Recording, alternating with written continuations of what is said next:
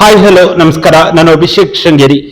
ಇವತ್ತಿನ ಈ ಒಂದು ವಿಶೇಷ ಸಂದರ್ಶನದಲ್ಲಿ ನಮ್ಮ ಜೊತೆ ಕಳೆದ 3.5 ದಶಕಗಳಿಂದ ನಿರಂತರವಾಗಿ ರಾಜಕೀಯ ಸಹಕಾರಿ ಜೀವನದಲ್ಲಿ ಅತ್ಯಂತ ಸಕ್ರಿಯವಾಗಿ ತೊಡಗಿಸಿಕೊಂಡು ಸಾಮಾಜಿಕ ಸೇವೆಯಲ್ಲಿಯೂ ಕೂಡ ಮುಂದಾಳತ್ವವನ್ನು ವಹಿಸಿಕೊಳ್ಳುವುದರ ಜೊತೆಯಲ್ಲಿಯೇ ಇವರು ಹಲವಾರು ಕ್ಷೇತ್ರಗಳಲ್ಲಿ ತಮ್ಮದೇ ಆದ ಸೇವೆಯನ್ನು ಸಲ್ಲಿಸಿರುವಂತದ್ದು.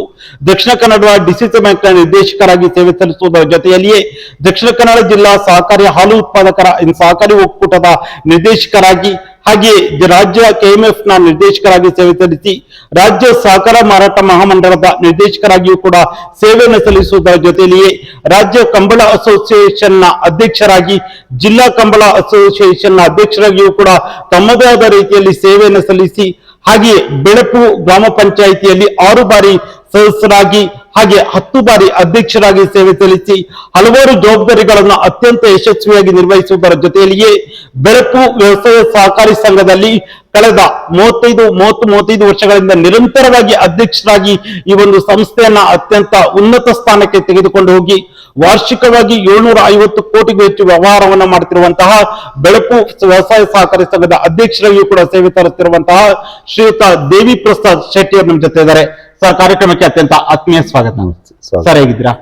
ಆರಾಮ್. ಓಕೆ ಸರ್, ನಾನು ಬೇರೆ ವಿಚಾರಗಳು ನೀವು ಸಹಕಾರಿ ಬೇರೆ ಎಲ್ಲ ಅವಮಾನಕ್ಕೆ ಮೊದಲನೇದಾಗಿ ಬೆಳಪು ವ್ಯವಸಾಯ ಸಹಕಾರಿ ಸಂಘದಲ್ಲಿ ಒಂದು ಸಂಸ್ಥೆಯನ್ನ, ಏನೂ ಇಲ್ಲದಂತಹ ಸಂಸ್ಥೆಯನ್ನ, ಸಂಬಳ ಕೊಡಕ್ಕೆ ಆಗದೆ ಇದ್ದಂತಹ ಒಂದು ಸಂಸ್ಥೆಯನ್ನ ಇಂದು 100 ಕೋಟಿ ವ್ಯವಹಾರ ಮಾಡುವಂತಹ ಒಂದು ಸಂಸ್ಥೆಯಾಗಿ ದೇವಿ ಪ್ರಸಾದ್ ಶೆಟ್ಟಿ ಅವರು ಬೆಳೆಸಿರುವಂತದ್ದು ಹೇಗನ್ಸುತ್ತೆ ಸರ್?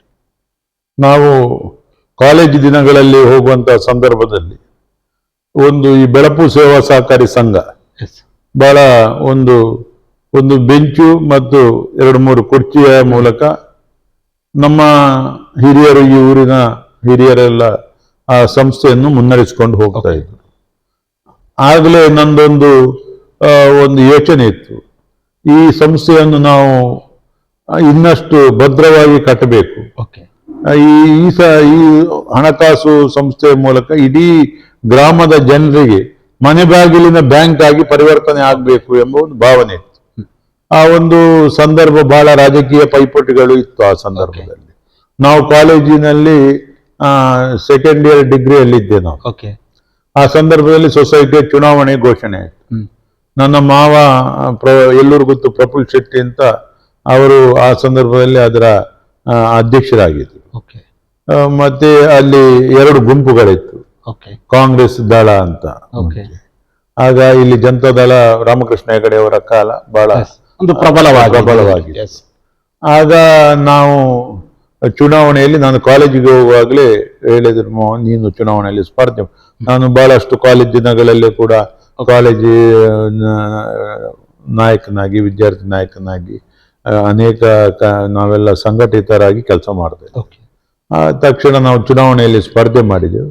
ಎಲ್ಲ ನಮ್ಮ 11ಕ್ಕೆ 11 ಸ್ಥಾನ ಕೂಡ ನನ್ನ ನೇತೃತ್ವದಲ್ಲಿ ಅಲ್ಲಿ ಬಂತು.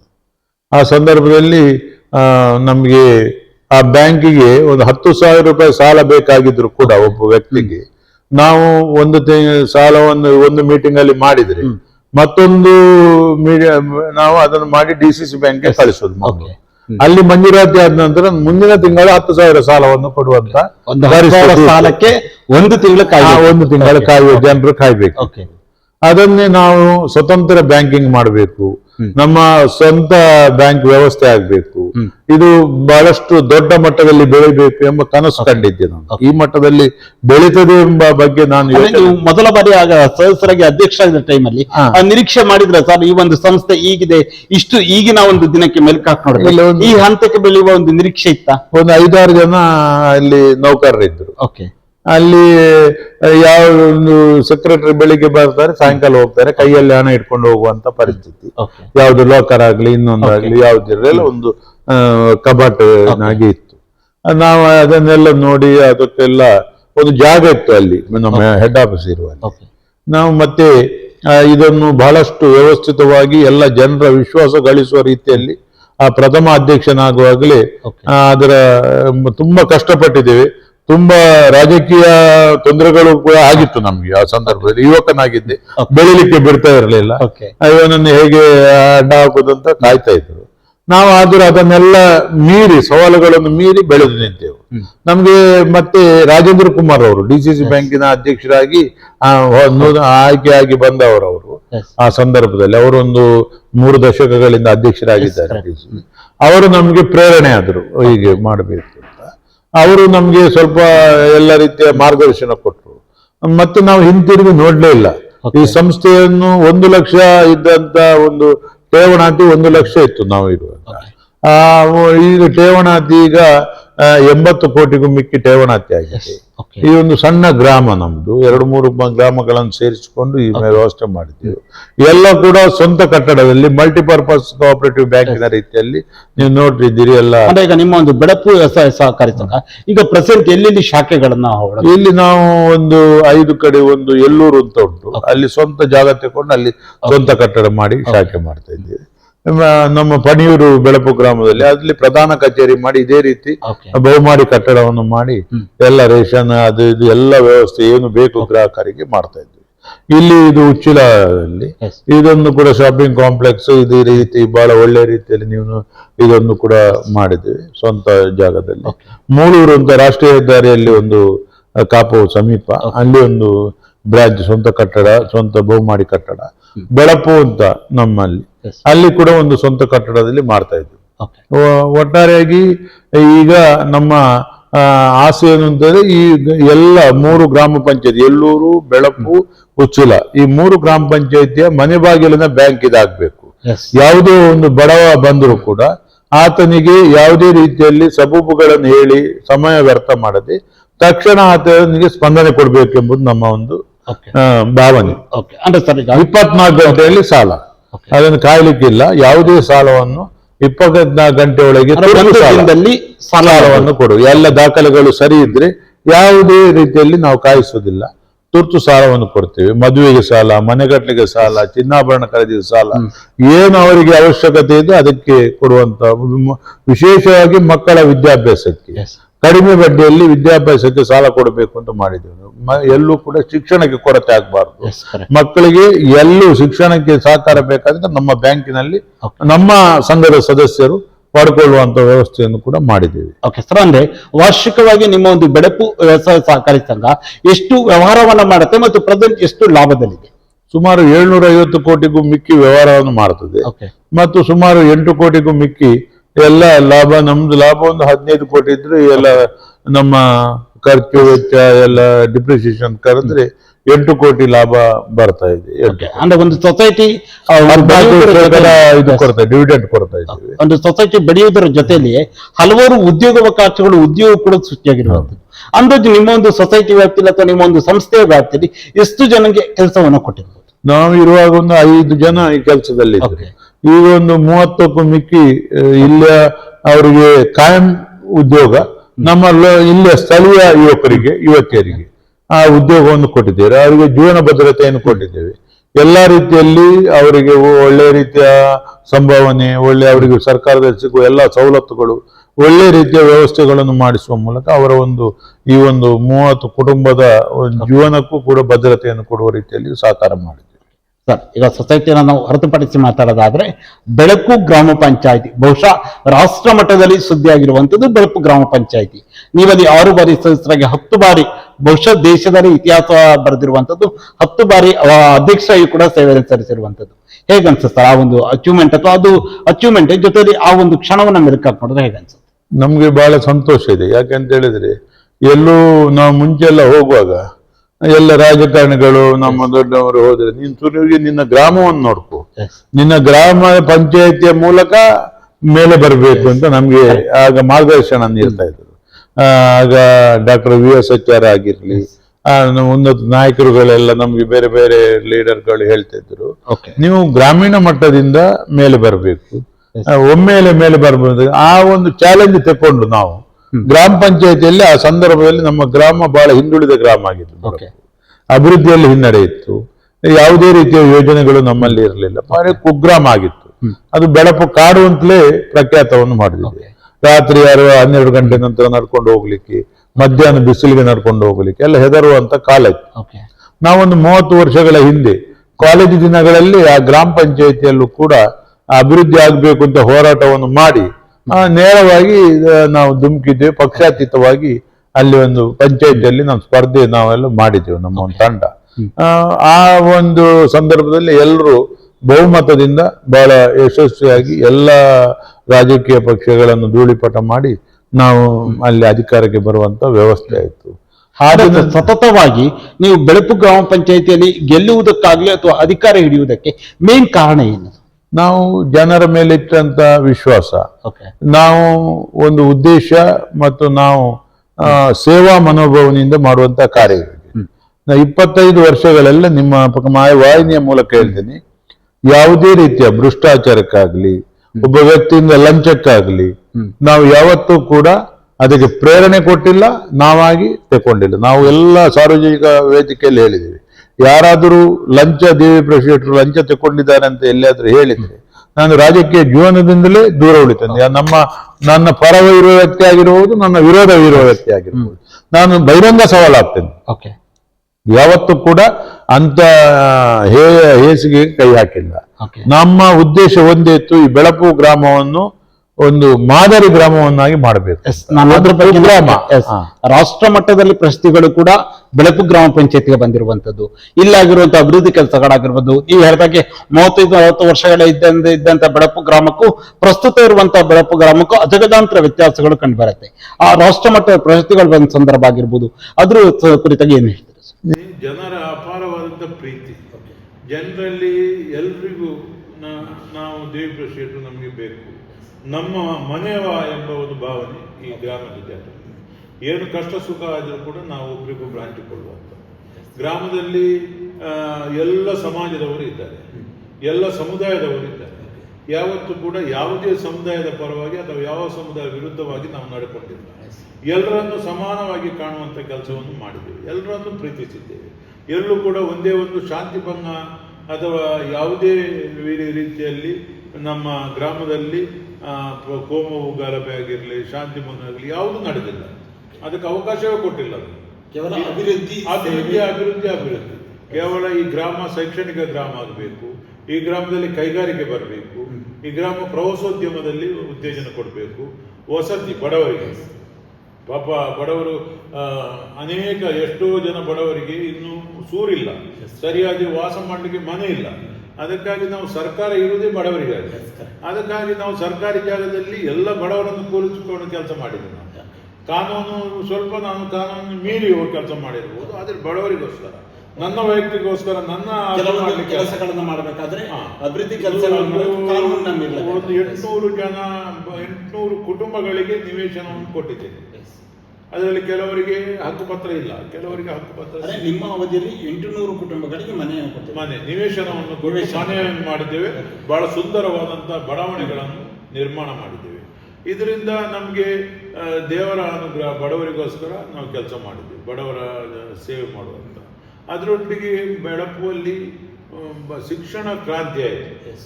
ನಮ್ಮ ಸನ್ಮಾನ್ಯ ಸಿದ್ದರಾಮಯ್ಯರು ಮುಖ್ಯಮಂತ್ರಿಗಳು ಬೆಳಪುಗೆ ಬಂದು ನಮ್ಮ ಅತ್ಯಾಧುನಿಕ ವಿಜ್ಞಾನ ಬಹಳಷ್ಟು ವರ್ಷಗಳಿಂದ ನಾವು ಹೋರಾಟ ಇತ್ತು. ನಮ್ಮ ರಘುಪತಿ ಭಟ್ರು ಮತ್ತೆ ನನಗೆ ಅದು ಇಲ್ಲಿ ಆಗಬೇಕು, ಅವರು ಕೊಳಲಗೆರೆಯಲ್ಲಿ ಆಗಬೇಕು. ಒಂದು ಅತ್ಯಾಧುನಿಕ ವಿಜ್ಞಾನ ಸಂಶೋಧನಾ ಕೇಂದ್ರ ನಮ್ಮ ಮಂಗಳೂರು ವಿಶ್ವವಿದ್ಯಾನಿಲಯ ಮುಖಾಲ ಆಗುವುದು.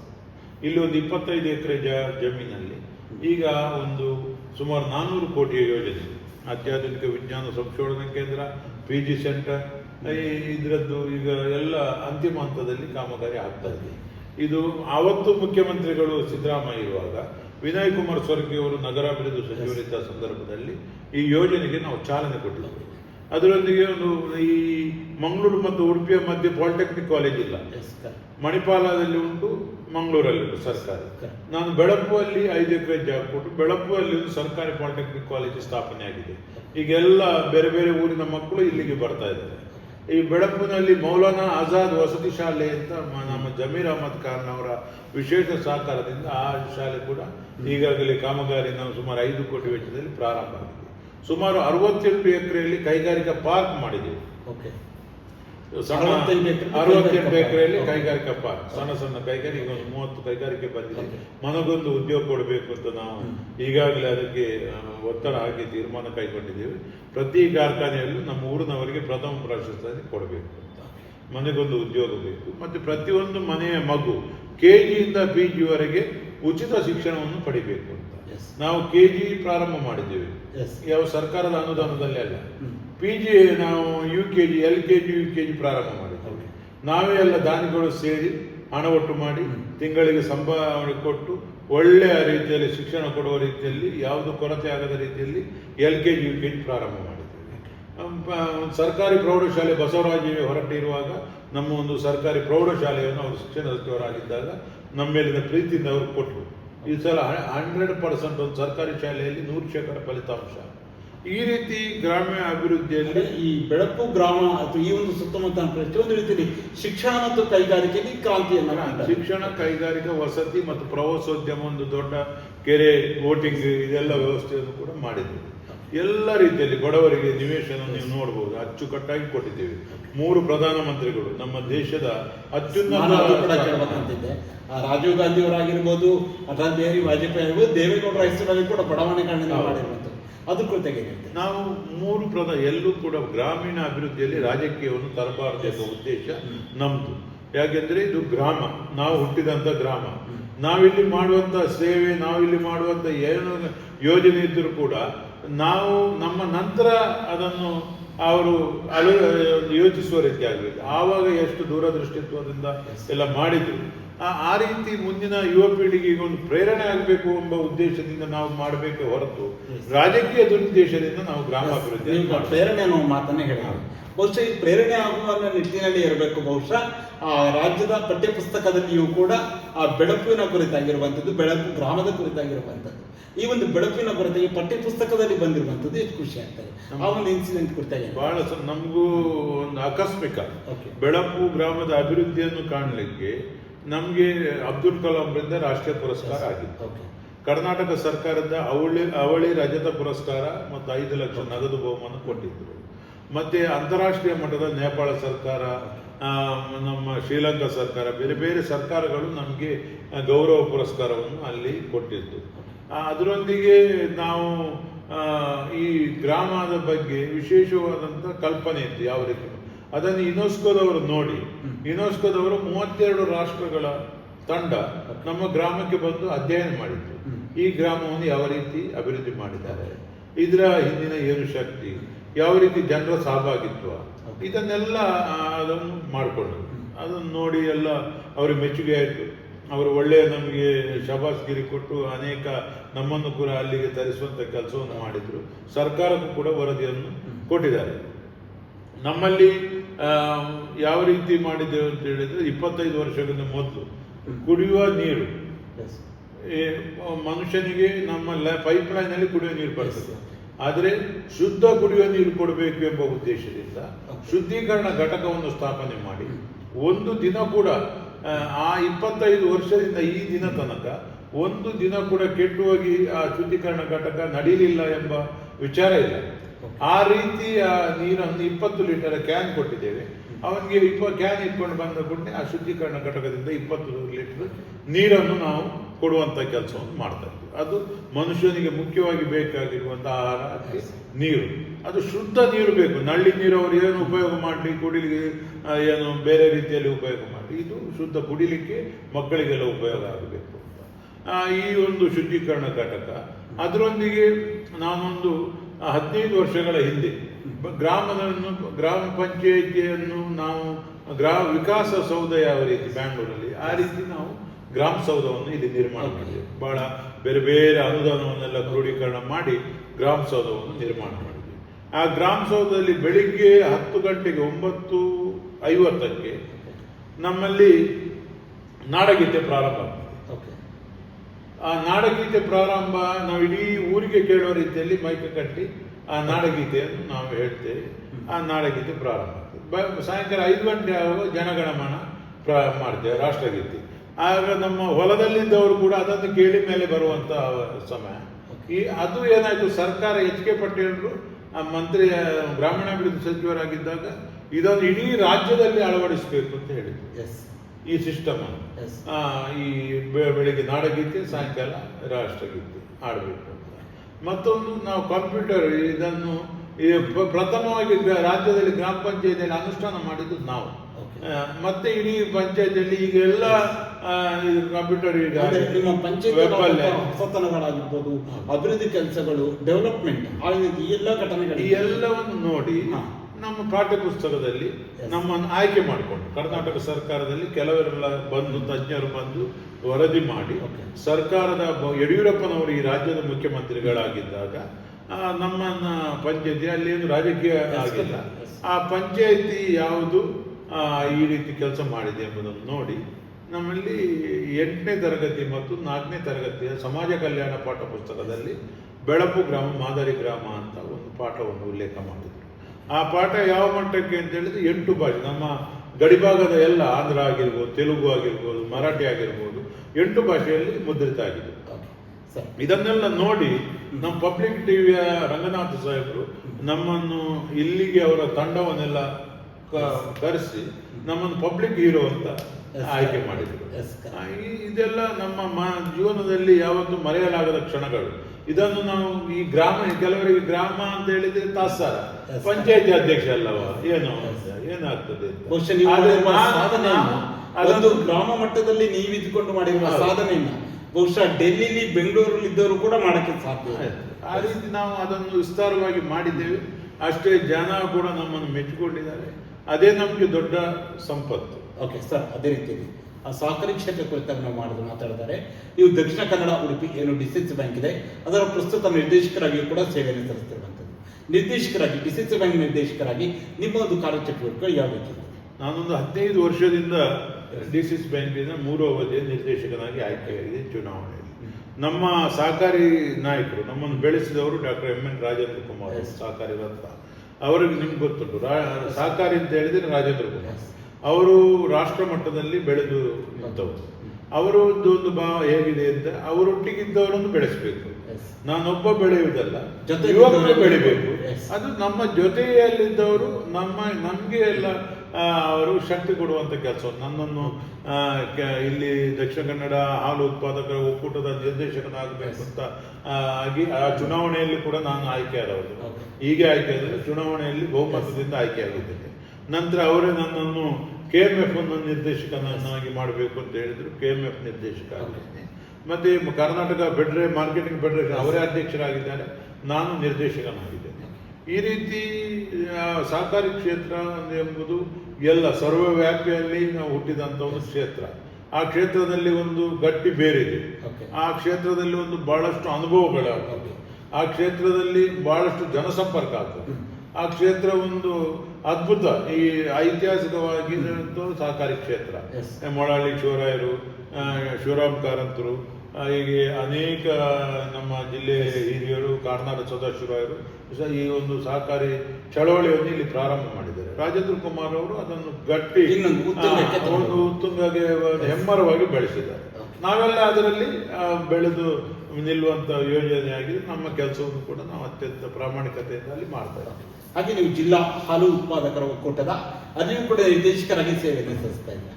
ಸರ್, ಒಂದು ಮಾತು ಹೇಳೋದಾದ್ರೆ, ಆ ಹಾಲು ಉತ್ಪಾದಕ ನೀವು ಕೂಡ ಒಬ್ರು ಏನು ಗೋವನ್ನು ಸಾಕಿರುವಂತರು, ಈ ಹಾಲು ಉತ್ಪಾದಕರ ಒಕ್ಕೂಟದ ನಿರ್ದೇಶಕರಾಗಿ ನಿಮ್ಮ ಒಂದು ಕಾರ್ಯಚಟುವಟಿಕೆಗಳು ಯಾವ ರೀತಿ?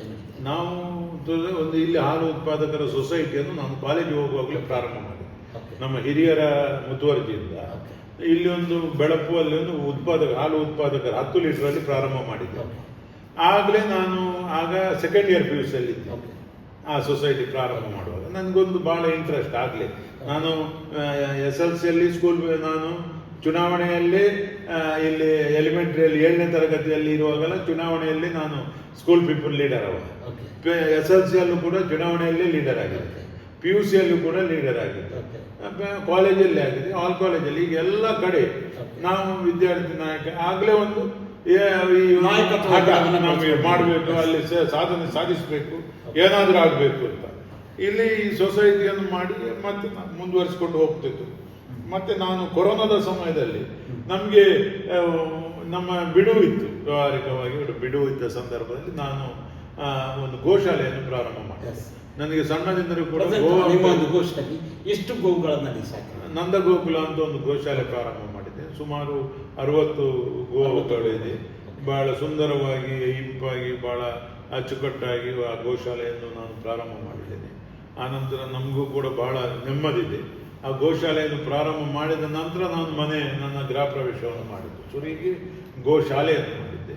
ಈ ಮಧ್ಯೆ ಸ್ವಂತ ನನ್ನ ಮನೆಯ ಇನ್ನೊಂದು ಮನೆಯನ್ನು ನಾವು ಮಾಡಿದ್ದೆ. ಈ ರೀತಿ ಮೂಲಕ ನಾನು KMF ಆ ಗೋವಿನ ಅನುಗ್ರಹದಿಂದಲೇ ಇಲ್ಲಿಗೆ ದಕ್ಷಿಣ ಕನ್ನಡ ಹಾಲು ಉತ್ಪಾದಕರ ಒಕ್ಕೂಟಕ್ಕೆ ನಿರ್ದೇಶಕನಾಗುವುದು. ನಂತರದಲ್ಲಿ ನೀವು KMF ನ ನಿರ್ದೇಶಕರಾಗುವ ಅವಕಾಶ ಕೂಡ ಸಿಗುತ್ತೆ. ಆ KMF ನ ನಿರ್ದೇಶಕರಾಗಿರುವಂಥದ್ದು ವೈಯಕ್ತಿಕವಾಗಿ ದೇವಿಪ್ರಸಾದ್ ಶೆಟ್ಟಿ ಅವರಿಗೆ ಎಷ್ಟು ಖುಷಿ ಇದೆ? ಬಹಳ ಸಂತೋಷ. ಯಾಕೆಂದರೆ KMF ಅಲ್ಲಿ ರಾಜ್ಯದ ಘಟಾನುಘಟಿ ರಾಜಕಾರಣಿಗಳು, ಶಾಸಕರುಗಳು, ಘಟಾನುಘಟಿ ಮುಖಂಡರುಗಳು ಅಲ್ಲಿ KMF ಅಲ್ಲಿ ರಾಜ್ಯದ ಒಂದು 18 ಜನ ಇದ್ದಾರೆ. ಈ ನಮ್ಮ ಕರ್ನಾಟಕ ಒಕ್ಕೂಟ. ಹೌದು. ಅದರಲ್ಲಿ ಎಲ್ಲ ಮಾಜಿ ಸಚಿವರುಗಳು, ಈ ಹಾಲಿ ಶಾಸಕರುಗಳು, ಸಂಸದರುಗಳು, ಬಹಳ ರಾಜಕೀಯದಲ್ಲಿ ಘಟಾನುಘಟಿಗಳು ಅಲ್ಲಿ ಇರೋದು. ಅಲ್ಲಿ ಒಬ್ಬ ನನ್ನನ್ನು ಅಲ್ಲಿ ರಾಜೇಂದ್ರ ಕುಮಾರ್ ಸಹಕಾರದಿಂದ ನಾನು ಒಬ್ಬ ಅಲ್ಲಿ ನಿರ್ದೇಶಕನಾಗುವಂತಾಗಿದೆ. ರಾಜ್ಯದಲ್ಲಿ ಕೂಡ ಈ ಹಾಲು ಒಕ್ಕೂಟದಲ್ಲಿ ಸೇವೆ ಮಾಡುವಂಥ ಅವಕಾಶ ನನ್ನ ಪಾಲಿಗೆ ಬಂದಿರುವಂಥದ್ದು ಬಹಳ ಸಂತೋಷ. ಇದು ನಾವು ಎಲ್ಲ ಈ ಗೋಗಳಿಗೆ ಮಾಡಿದ ಸೇವೆ ಸಾರ್ಥಕ ಆಗಿದೆ ಅಂತ ನನ್ನ ಮನಸ್ಸಿಗೆ ಹೋಗ್ತದೆ. ಅದೇ ರೀತಿಯಲ್ಲಿ ರಾಜ್ಯ ಸಹಕಾರ ಮಾರಾಟ ಮಹಾಮಂಡಳದ ನಿರ್ದೇಶಕರಾಗಿದ್ದಾರೆ. ರಾಜೇಂದ್ರ ಕುಮಾರ್ ಅವರು ಅಧ್ಯಕ್ಷರಾಗಿರುವಂತದ್ದು, ನೀವು ನಿರ್ದೇಶಕರಾಗಿದ್ದೀರಾ. ಅಲ್ಲಿ ನಿಮ್ಮ ಒಂದು ಒಡನಾಟ ಆಗಿರ್ಬೋದು, ಅಲ್ಲೂ ನಿಮ್ಮ ಒಂದು ಸರ್ವಿಸ್ನ ಕುರಿತಾಗಿ ಮಾತಾಡಿದ್ದಾರೆ. ಅಲ್ಲೂ ಕೂಡ ಹಾಗೆ ರಾಜೇಂದ್ರ ಕುಮಾರ್ ಅವರು ದಕ್ಷ ಆಡಳಿತಗಾರ ಮತ್ತು ನೇರ ನಡೆನುಡಿ ಆಡಳಿತಗಾರ. ಅವರ ಒಟ್ಟಿಗೆ ನಾವು ಕೂಡ ಇದ್ದು ಅಲ್ಲಿ ಕೆಲಸ ಮಾಡಲಿಕ್ಕೆ ಇಡೀ ರಾಜ್ಯದ ಬೇರೆ ಬೇರೆ ಸಚಿವರುಗಳು, ಶಾಸಕರುಗಳು ಮತ್ತೆ ಬೇರೆ ಬೇರೆ ಜಿಲ್ಲೆಯ ಮುಖಂಡರುಗಳು ಅಲ್ಲಿ ನಿರ್ದೇಶಕರಾಗಿದ್ದಾರೆ.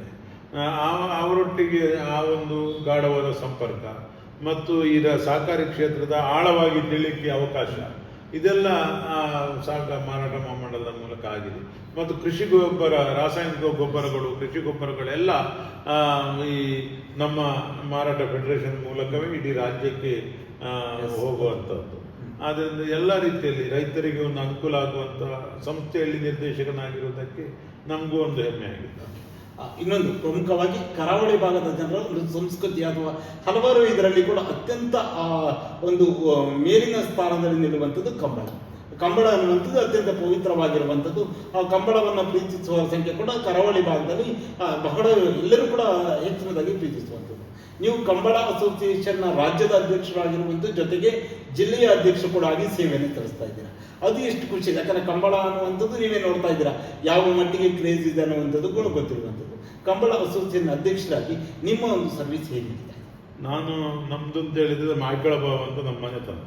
ನಮ್ಮ ಮನೆತನದಲ್ಲಿ 100 ವರ್ಷಗಳ ಇತಿಹಾಸ ಇರುವಂತ ಒಂದು ಐತಿಹಾಸಿಕವಾದ ದೇವಾರಾಧನೆ ಮತ್ತು ನಾಗಾರಾಧನೆಯೊಂದಿಗೆ ಸಂಪ್ರದಾಯಬದ್ಧವಾದಂಥ ಕಂಬಳ ನಡೀತಾ ಇತ್ತು.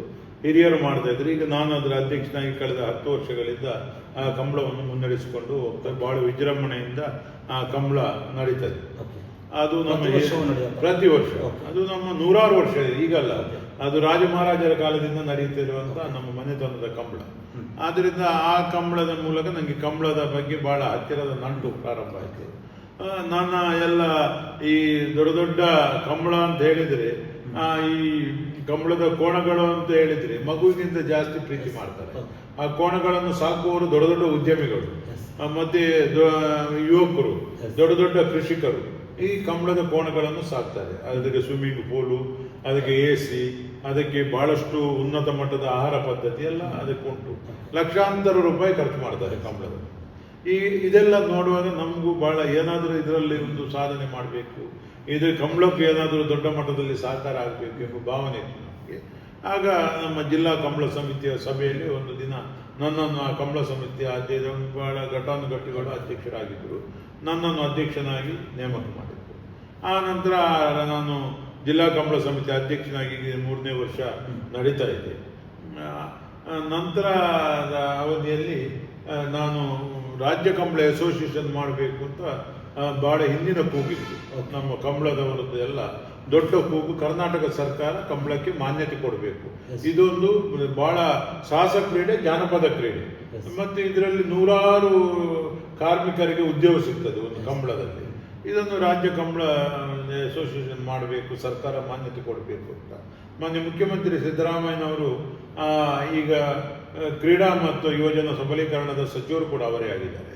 ಅನೇಕ ಬಾರಿ ಫೈಲ್ಗಳು ಹಿಂದೆ ಹೋಗಿದೆ. ಅನೇಕ ಮುಖ್ಯಮಂತ್ರಿಗಳಾಗಿದೆ. ಯಡಿಯೂರಪ್ಪ ಮುಖ್ಯಮಂತ್ರಿ ಆಗಿದ್ದರು, ಕುಮಾರಸ್ವಾಮಿ ಮುಖ್ಯಮಂತ್ರಿ ಆಗಿದ್ದರು, ಅನೇಕ ಸಚಿವರಾಗಿದ್ದರು. ಯಾವತ್ತೂ ಕೂಡ ಇದನ್ನು ಮಾಡಲಿಕ್ಕೆ ಆಗಿಲ್ಲ, ಹಿಂದೆ ಹೋಯಿತು. ಈ ಮುಖ್ಯಮಂತ್ರಿಗಳಿಗೆ ನಮ್ಮ ಈ ಭಾಗದ ಶಾಸಕರು, ನಮ್ಮ ಮಂಜುನಾಥ್ ಭಂಡಾರಿ ಅವರು, ಯು ಟಿ ಖಾದರ್ ಅವರು, ಇವರೆಲ್ಲ ಐವನ್ ಡಿಸೋಜರ್ ಅವರು, ಅಶೋಕ್ ರೈ ಅವರು ಎಲ್ಲ ಒತ್ತಡ ಹಾಕಿದ್ರು.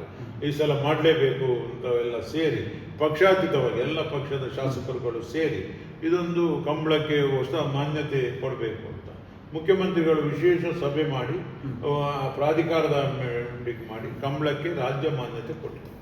ಕಂಬಳ ಈಗ ರಾಜ್ಯ ಕಂಬಳ ಅಸೋಸಿಯೇಷನ್ ಕರ್ನಾಟಕ ಸರ್ಕಾರ ನೇಮಕ ಮಾಡಿ ನನ್ನನ್ನು ಪ್ರಥಮ ಅಧ್ಯಕ್ಷರಾಗಿ ನೇಮಕ ಮಾಡಿದ. ಅದು ನಮ್ಮ ಯೋಗ, ಇದು ಯೋಗಾನುಯೋಗ. ಯಾಕಂದರೆ ಕಂಬಳ ಕ್ಷೇತ್ರದಲ್ಲಿ ಅಧ್ಯಕ್ಷ ಯಾರು ಮುಂದೆ ಆಗಬಹುದು, ಆದರೆ ಪ್ರಥಮ ಅಧ್ಯಕ್ಷನಾಗಿ ಆಯ್ಕೆ ಆಗುವಂಥ ಅವಕಾಶ ನನ್ನ ಪಾಲಿಗೆ ಬಂದಿದೆ. ಸರ್ಕಾರದಿಂದ ಅನುದಾನ, ಕ್ರೀಡಾ ಇಲಾಖೆಯಿಂದ ಕಂಬಳಕ್ಕೆ ಅನುದಾನ, ಪ್ರವಾಸೋದ್ಯಮ ಇಲಾಖೆಯಿಂದ ಕಂಬಳಕ್ಕೆ ಅನುದಾನ, ಕಾರ್ಮಿಕ ಇಲಾಖೆಯಿಂದ ಕಾರ್ಮಿಕರಿಗೆ ಕಾರ್ಮಿಕ ಕಾರ್ಡ್ ನೀಡುವಂಥ ವ್ಯವಸ್ಥೆಯ ಬಗ್ಗೆ ಈಗಾಗಲೇ ಚರ್ಚೆಯಲ್ಲಿದೆ. ಇದು ಕನ್ನಡ ಮತ್ತು ಸಾಂಸ್ಕೃತಿಕ ಇಲಾಖೆ, ಬೇರೆ ಬೇರೆ ಇಲಾಖೆಯಿಂದ ಕೂಡ ಕಂಬಳಕ್ಕೆ ಸಹಕಾರ ನೀಡುವಂಥ ಒಂದು ಕಾರ್ಯಕ್ರಮಕ್ಕೆ ನಾವೀಗ ಪ್ರಯತ್ನವನ್ನು ಮಾಡ್ತೇವೆ. ಹಾಗೆ ದೇವಿಪ್ರಸಾದ್ ಶೆಟ್ಟಿ ಹಲವಾರು ಕ್ಷೇತ್ರ, ರಾಜಕೀಯ, ಸಹಕಾರಿ, ಗ್ರಾಮ ಪಂಚಾಯತಿ ಎಲ್ಲ ಕ್ಷೇತ್ರಗಳಲ್ಲೂ ಕೂಡ ದೇವಿಪ್ರಸಾದ್ ಶೆಟ್ಟಿ ಅವರಿಗೆ ಯಶಸ್ಸು ಸಿಕ್ಕಿರುವಂಥದ್ದು. ಯಾವತ್ತಾದರೂ ಕೂಡ ಒಂದು ಬಾರಿ ನಾನು ವಿಧಾನಸಭೆಯ ಒಬ್ಬ ಪ್ರತಿನಿಧಿಯಾಗಬೇಕು ಅನ್ನುವ ಒಂದು ಆಸೆ ಅಥವಾ ಒಂದು ಆಕಾಂಕ್ಷೆ ರಾಜಕೀಯ ಅಥವಾ ಸಾರ್ವಜನಿಕ ಜೀವನದಲ್ಲಿ ತಮ್ಮದೇ ಆದ ಕಲ್ಪನೆಗಳಾಗಿರ್ಬೋದು, ಆಸೆ ಆಕಾಂಕ್ಷೆಗಳಿರುವಂಥದ್ದು ಸರ್ವೇಸಾಮಾನ್ಯ. ಯಾವತ್ತಾದ್ರೂ ಇತ್ತ ನಾನೊಬ್ಬ ಶಾಸಕನಾಗಬೇಕು ಅನ್ನುವ ಏನಾದರೂ ಒಂದು ಕನಸೇನಾದರೂ ಇದೆಯಾ? ನಾವು ಎಲ್ಲಿ ಕೆಲಸ ಮಾಡ್ತೇವೆ ಅಲ್ಲಿ ಪ್ರಾಮಾಣಿಕತೆಯಿಂದ ಕೆಲಸ ಮಾಡ್ತೇವೆ. ಜನರ ಸೇವೆಯನ್ನು ಮಾಡುವಂಥ ಕೆಲಸವನ್ನು ನಾವು ಇಷ್ಟು ತನಕ ಮಾಡ್ತಾ ಬಂದಿದ್ದೀವಿ. ಕಳೆದ 30 ವರ್ಷಗಳಿಂದ ಕೂಡ ನಾವು ಅಲ್ಲೇ ತಳಮಟ್ಟದಲ್ಲೇ ಕೆಲಸವನ್ನು ಮಾಡ್ತಾ ಇದ್ದೇವೆ. ನಮ್ಮ ಯೋಗಾನುಯೋಗ, ಎಲ್ಲದಕ್ಕೂ ಯೋಗ ಮತ್ತು ಭಾಗ್ಯ ಎರಡೂ ಕೂಡಿ ಬರಬೇಕು. ನಮಗೆ ಎಲ್ಲ ರೀತಿಯಲ್ಲಿ ಎಲ್ಲರ ಸಂಪರ್ಕ ಇದೆ, ಉನ್ನತ ಮಟ್ಟದಿಂದ ಹಿಡಿದು ತಳಮಟ್ಟದವರೆಗೂ ಎಲ್ಲ ರೀತಿಯ ಪ್ರೀತಿ ವಿಶ್ವಾಸವನ್ನು ನಾವು ಗಳಿಸಿದ್ದೇವೆ. ನಾವು ಏನಾಗಿದೆ ಅಂತ ಹೇಳಿದರೆ, ರಾಜಕೀಯದಲ್ಲಿ ನಮ್ಮನ್ನು ಯಾವ ಕ್ಷೇತ್ರದಿಂದ ನಾವು ಆಯ್ಕೆ ಮಾಡಿ, ಎಲ್ಲರೂ ನಮ್ಮ ಮಿತ್ರರು.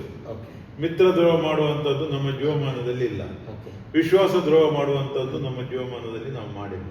ಇಲ್ಲದಿದ್ದರೆ ಯಾವಾಗಲೇ ನಾನು ಶಾಸಕನಾಗಿರ್ಬೋದು. ನಮಗೆ ಅಂಥ ಅವಕಾಶ ಅನೇಕ ಇತ್ತು. ದೇವೇಗೌಡರಿಗೆ ನಾವು ಬಹಳ ಪರಮಾಪ್ತರಾಗಿದ್ದೆ, ಡಾಕ್ಟರ್ ವಿ ಎಸ್ ಆಚಾರ್ಯರಿಗೂ ಬಹಳ ಪರಮಾಪ್ತನಾಗಿದ್ದೆ, ಹಾಗೆ ವಿನಯ್ ಕುಮಾರ್ ಸೊರಕೆ ಅವರಿಗೂ ಬಹಳ ಆಪ್ತರಾಗಿತ್ತು. ಮತ್ತು ಸಿದ್ದರಾಮಯ್ಯ ಮುಖ್ಯಮಂತ್ರಿಯವರಿಗೂ ಕೂಡ ನಾವೆಲ್ಲ ಒಟ್ಟೊಟ್ಟಿಗೆ ಇದ್ದರೂ ಬಹಳ ನಮ್ಮ ಮೇಲೆ ಪ್ರೀತಿ ಇದೆ. ಡಿ ಕೆ ಶಿವಕುಮಾರ್ ಆಗಲಿ, ಪರಮೇಶ್ವರ್ ಆಗಲಿ, ಎಲ್ಲ ನಾಯಕರುಗಳು ಕೂಡ ನಮ್ಮನ್ನು ಪ್ರೀತಿಸ್ತಾರೆ. ಆದರೆ ನಾವು ಅದನ್ನು ಉಪಯೋಗ ಮಾಡಲಿಕ್ಕೆ ನಮಗೆ ಆಗಿಲ್ಲ. ಅದರಲ್ಲಿ ನಾವು ಎಡವಿದ್ದೇವೆ.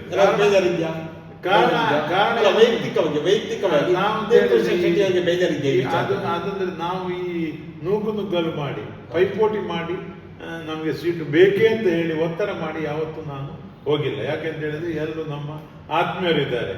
ಈಗ ಕಾಪು ಕ್ಷೇತ್ರದಲ್ಲಿ ವಿನಯ್ ಕುಮಾರ್ ಸೊರಕೆ ಅವರು ಸಚಿವರಾಗಿದ್ದರು. ನಾವು ಹೋಗ್ಲಿ, ನಾವೆಲ್ಲ ನಮ್ಮ ರಿಲೇಷನ್. ನೀವು ಟ್ರೈ ಮಾಡಿಲ್ಲ, ಮುಂದೆ ಏನಾದ್ರು ನಿರೀಕ್ಷೆ ಇದೆಯಾ? ನಾನು ವಿಧಾನಸಭೆ ಚುನಾವಣೆಗೆ ಸ್ಪರ್ಧೆ ಮಾಡಬೇಕನ್ನುವ ನಿರೀಕ್ಷೆ ಇದೆಯಾ? ಅವಕಾಶ ಸಿಕ್ಕಿದ್ರೆ ಎಲ್ಲಿ ನಾವು ಅಲ್ಲೇ ಇಲ್ಲಿ ಅಂತ ಏನಿಲ್ಲ, ಅವಕಾಶ ಸಿಕ್ಕಿದ್ರೆ ಆ ಅವಕಾಶವನ್ನು ಉಪಯೋಗ ಮಾಡಿಕೊಳ್ತೀವಿ. ಅದಕ್ಕಾಗಿ ನಾವು ಲಾಬಿ ಮಾಡುವಂಥ ಕೆಲಸವನ್ನು ಮಾಡುವುದಿಲ್ಲ. ನಮಗೆ ಅವಕಾಶ, ನಿಮ್ಗೆ ಗೊತ್ತಿದೆ, ರಾಜಕೀಯದಲ್ಲಿ ಯಾರು ಕೂಡ ಸನ್ಯಾಸಿಗಳಲ್ಲ.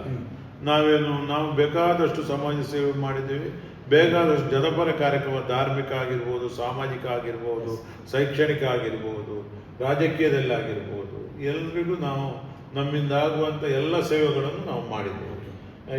ಯಾರು ಕೂಡ ಪರಿಚಯ ಇಲ್ಲದವರು ನಮ್ಮಲ್ಲಿ ಕಡಿಮೆ. ಆದ್ದರಿಂದ ನಾವು ಮುಂದೆ ಏನು ಅವಕಾಶ ಆಗ್ತದೆ ಅದನ್ನು ಬಳಸಿಕೊಳ್ತೇವೆ. ಅವಕಾಶ ಇಲ್ಲದಿದ್ದರೆ ನಿರಾಶನ ಅಂತೂ ನಾವು ಆಗುವಲ್ಲ.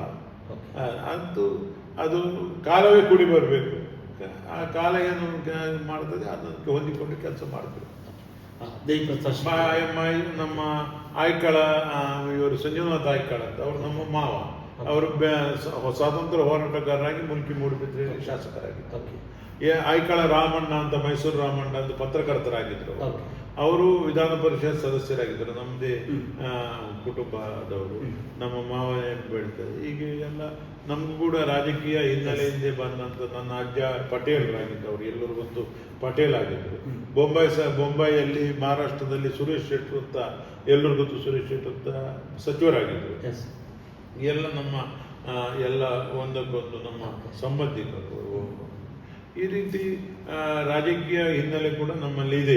ಆದರೆ ಅದೇ ಆ ಎಲ್ಲ ಅವಕಾಶಗಳು ಬೇಕು ಮತ್ತು ನಾವು ಪ್ರಬಲವಾಗಿ ಅದಕ್ಕೆ ಕೆಲಸ ಮಾಡುವಂತ ಆಗಬೇಕು. ಅದರಿಂದ ಮುಂದೆ ನೋಡುವ ಏನಾಗ್ತದೆ.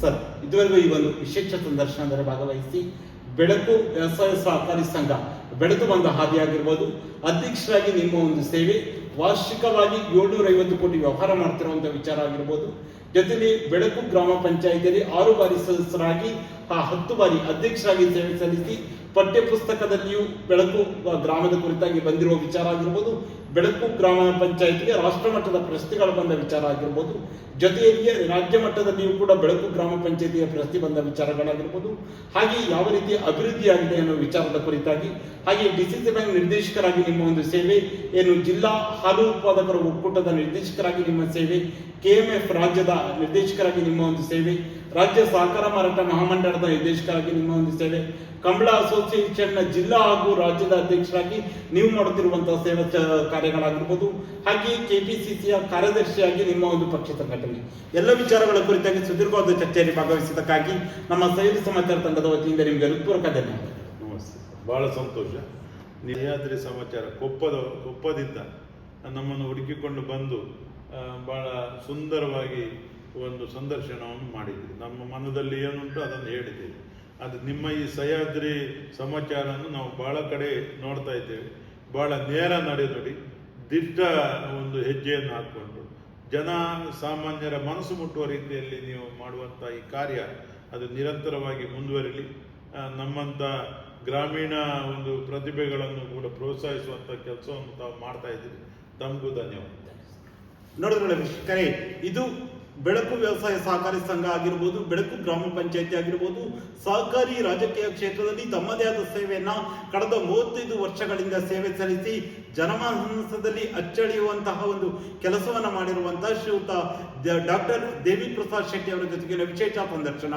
ಮುಂದಿನ ವಾರ ಇನ್ನೊಬ್ಬ ವಿಶೇಷ ಗಣ್ಯ ವ್ಯಕ್ತಿಗಳ ಜೊತೆ ನಿಮ್ಮ ಮುಂದೆ ಬರ್ತೇನೆ. ನಮಸ್ಕಾರ.